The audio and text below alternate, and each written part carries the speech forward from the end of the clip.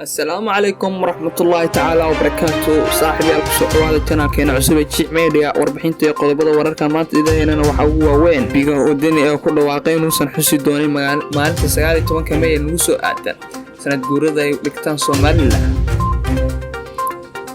سفارة صومالية كينيا والشاعسة إن dadka aan qabin cudurka loogu celinayo dalkoodii hooyo dib loogu celinayo balse kuwa qaba meeshoodii lagu sii haynayo.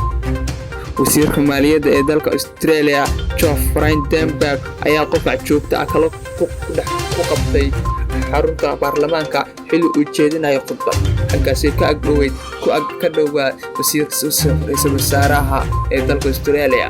wararkaasi warar kale taayaan idin haynaa ee ku soo dhawaada marka hore channelkeena Jim Media oo noona bilaabo barnaamijkeena. xisbiga wadani ayaa ku dhawaaqay inuu uusan xusi doonin magaalo 19 May ee Soomaaliland sheegtay inay ka go'day Soomaaliya ay u dabaaldegaan sanad walba. xisbiga mucaaradka ee wadani ayaa waxa uu sheegay inaysan xusi doonin magaalinta 19 Soomaaliland. xogaha xisbiga mucaaradka ee wadani oo warbaahinta la hadlay sidoo kale xaraan ku tilmaamay gaadiidka qaadka lagu soo qabtay ee Soomaaliland la wareegtay. ciidamada booliiska Soomaaliland ayaa waxay calaamadooda ku xardheen gaadiidka shacabka leeyahay oo lagu soo qabtay qaadka si ay sharci darro ah ayagoo gelinaya deegaanada Soomaaliland. warkayna kaleetana waxa ugu waaweyn ama kamid ah wararkeena maanta idin wadno. safaaradda Soomaaliya ee dalka Kenya ayaa shaaca ka qaaday in dadka Soomaaliyeed ay ku xayira magaalada Nairobi ay isdiiwaan geliyaan ay kadibna lagu celin doono dalka hooyo taasoo la isla kaashanayaan ay qaadayso shirkadda Dalo Airline oo u jari doonta tikidiyada. warka ka soo baxay safaaradda Soomaaliya ee Nairobi ayaa la sheegay in shirkadda Dalo Airline ay la xiriiri doonto dhammaan dadka isdiiwaan geliyay ee haysta baasaboorka Soomaaliya ama deganaanshaha dalka Kenya. safaaradda ayaa sheegtay in qof kasta oo safraya inuusan iska baaro safaaradda ayaa sheegtay qof walba safraya waa inuu iska baaro laga baaro cudurka COVID-19 isla markaana dadka oo cudurkaas laga qaadi doono laga waayo kaliya ayaa la qaadi doonaa.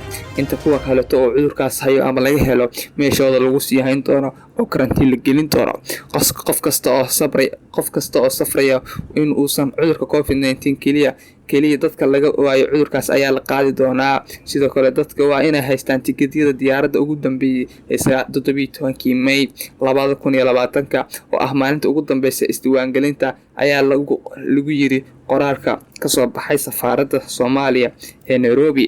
safaaradda Soomaaliya ee dalka Kenya ayaa dhawaan soo saartay wargelin ku aadan dadka ku xayira magaalada Nairobi ee doonaya inay ku laabtaan dalkoodii hooyo.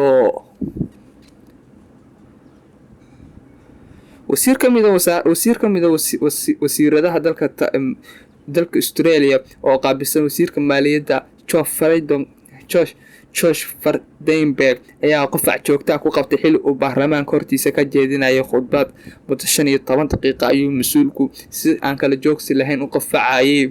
qosol iyo xiisad ayaa ka dhex abuuratay gudaha aqalka baarlamaanka iyadoo wasiirka agtiisa fadhiyay ra'iisul wasaaraha Scott Morrison.